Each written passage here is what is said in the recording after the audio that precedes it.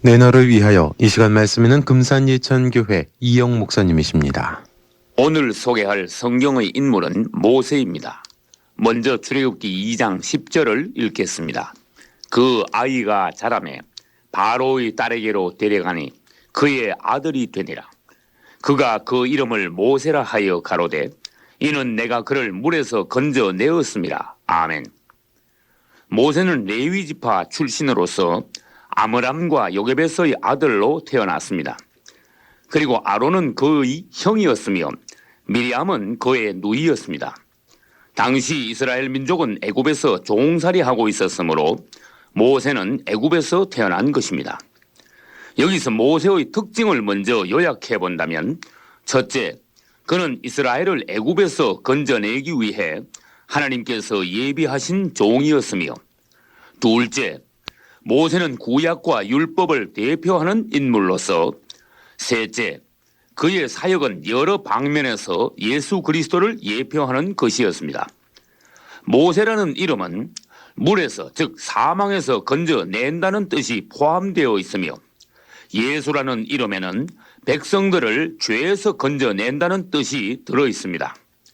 한편 유대인들은 성경의 인물들 중에서 모세를 가장 존경하고 있으며, 그가 기록한 모세 5경인 창세기, 출애굽기, 레위기, 민수기, 신명기를 성경의 핵심으로 인식하고 있습니다.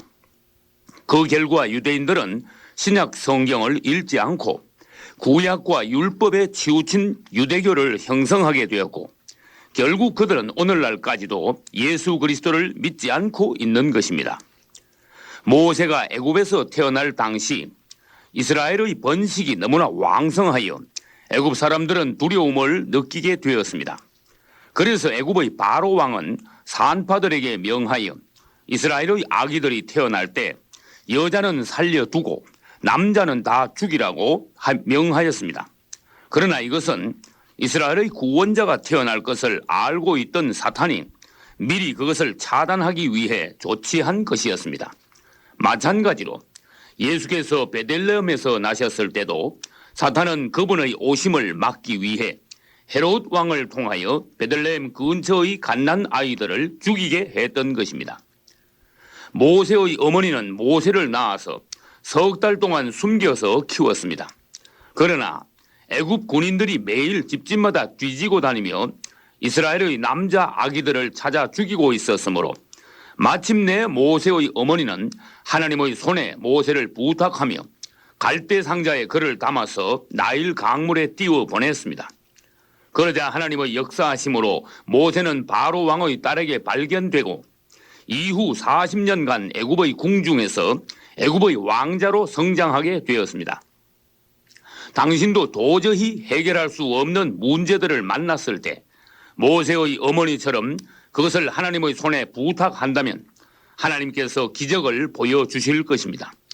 너의 행사를 여호와께 맡기라.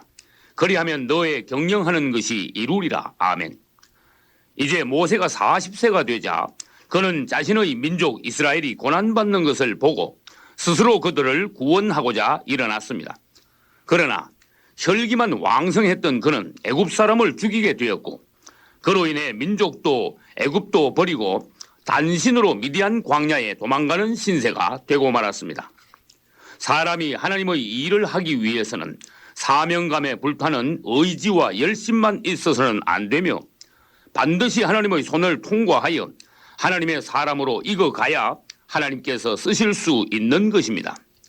이를 위해 하나님께서는 모세를 40년간 미디안 광야에 두시고 한편으로는 그의 혈기가 소멸되기를 기다리셨고 또 한편으로는 그가 주님 안에서 성숙해지기를 기다리셨습니다. 80세가 되어 이제는 자신의 인생이 얼마 남지 않았다고 생각한 모세에게 드디어 하나님께서 찾아오셔서 종으로 부르시고 그를 애굽으로 보내셨습니다. 모세가 40세 때에 스스로 하나님의 일을 해보겠다고 일어났던 그를 제쳐 놓으셨던 하나님께서는 이제는 도저히 아무것도 할 수 없다고 단념하자 그제서야 그를 불러 그분의 종으로 쓰신 것입니다. 우리 자신은 아무것도 아니며 아무것도 할 수 없지만 하나님께서 함께 하실 때 우리는 모든 것을 할 수 있는 것입니다. 사람으로서는 할 수 없는 것을 하나님은 하실 수 있느니라. 아멘. 하나님의 지팡이 하나만 손에 잡고 애굽으로 간 모세는 이제 자신의 능력이 아니라 하나님의 말씀에 순종함으로써 이후 40년간 애굽과 광야에서 하나님의 놀라운 사역을 감당해 낼 수 있었습니다. 이제 모세는 애굽의 왕자가 아니라 하나님의 종으로서 이스라엘 백성들을 위해 남은 생애를 드린 것입니다. 히브리서 11장 24절로 6절을 읽어보겠습니다. 믿음으로 모세는 장성하여 바로의 공주의 아들이라 칭함을 거절하고 도리어 하나님의 백성과 함께 고난받기를 잠시 죄악의 낙을 누리는 것보다 더 좋아하고 그리스도를 위하여 받는 능욕을 애굽의 모든 보화보다 더 큰 재물로 여겼으니 이는 상주심을 바라봄이라. 아멘. 모세는 하나님의 지팡이를 들고 하나님의 말씀에 따라 애굽에서 10번의 기적을 보임으로써 마침내 이스라엘을 애굽에서 인도해 나왔고 역시 하나님의 말씀에 의지하여 홍해를 건너 광야로 들어갔습니다. 이후 40년간 그는 광야에서 이스라엘을 지도하면서 아말렉 군대를 이기기도 하며 시내산에서 십계명을 중심으로 한 하나님의 율법을 받아 백성들에게 선포하고 모세 오경을 기록하였습니다. 율법은 모세로 말미암아 주신 것이요 은혜와 진리는 그리스도로 말미암아 온 것이라. 아멘. 또 모세는 성막에 관한 계시를 받고 하나님의 말씀대로 성막을 건축했는데 이후 성막은 성전으로 발전했으며 신약 시대에 와서는 예수 그리스도께서 살아계신 하나님의 성전으로서 이 땅에 오신 후 그분의 십자가와 부활을 통하여 성전이신 그분의 몸은 교회로 확장되셨고 장차 그리스도께서 재림하심으로써 그분과 교회는 온전히 연합하여 새 예루살렘을 이루게 될 것입니다. 아멘. 그러나 모세에게도 결정적인 실수가 있었는데 그것은 민수기 20장에서 백성들이 물이 없어서 불평할 때 모세가 지팡이를 들고 혈기를 내면서 반석을 2번 내리쳐 물을 나오게 한 사건이었습니다. 모세는 하나님을 대표하는 종으로서 백성들 앞에서 하나님의 영광과 그분의 거룩하심을 나타내지 못하고 혈기로 백성들을 내리침으로써 하나님의 이미지를 크게 손상시킨 것입니다. 오늘날에도 그리스도인들의 혈기는 심각한 것으로서 그것은 가정과 교회에서 하나님의 종으로서 자격을 잃어버리게 하며 하나님의 사역을 망쳐놓게 하는 것입니다. 이로써 모세는 하나님으로부터 징계를 받아 가나안 땅에 들어가지 못하고 광야에서 죽고 말았습니다. 한편 모세는 율법을 대표합니다. 그리고 모세의 지팡이에 얻어맞은 반석은 율법주의자들에게 의하여 얻어맞고 십자가에서 죽으신 그리스도를 예표하는 것입니다. 또 매맞은 반석에서 생수가 흘러나와 이스라엘이 마신 것은 십자가에 못 박히고 찔리신 예수께서 피와 물을 흘리심으로써 우리에게 생명이 되셨음을 상징합니다.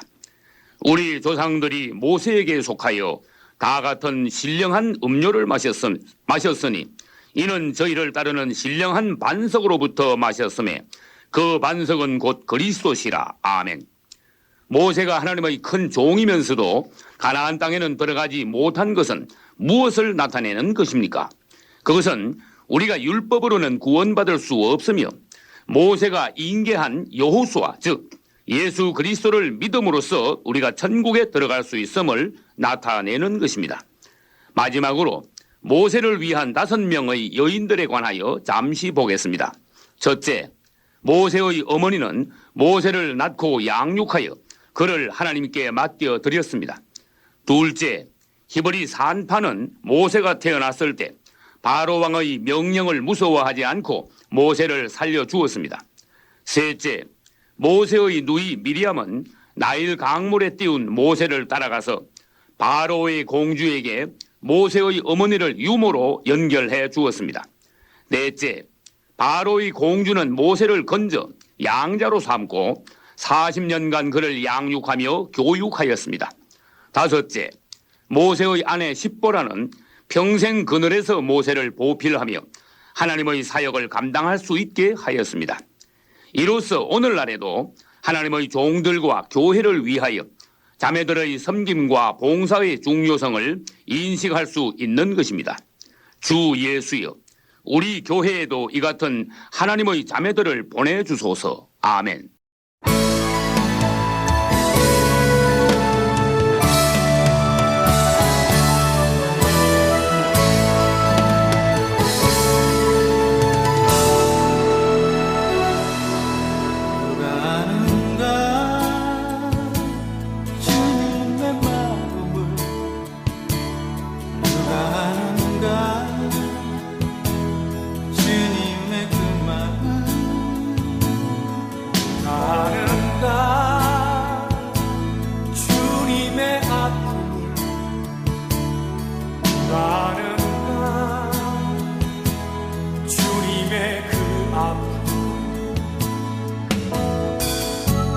사랑을 말해도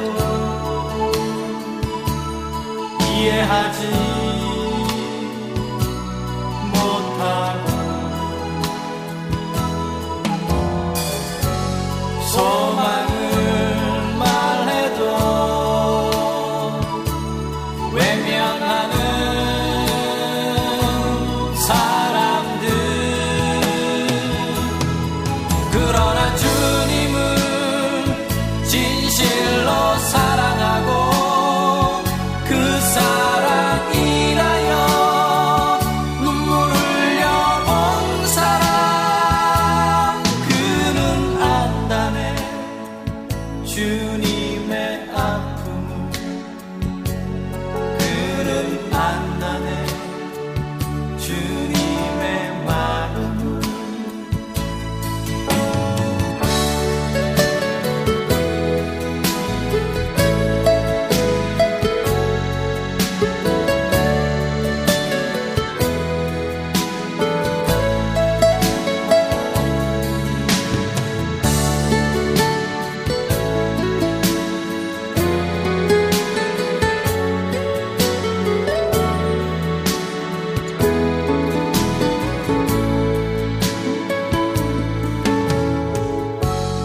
사랑은 말해도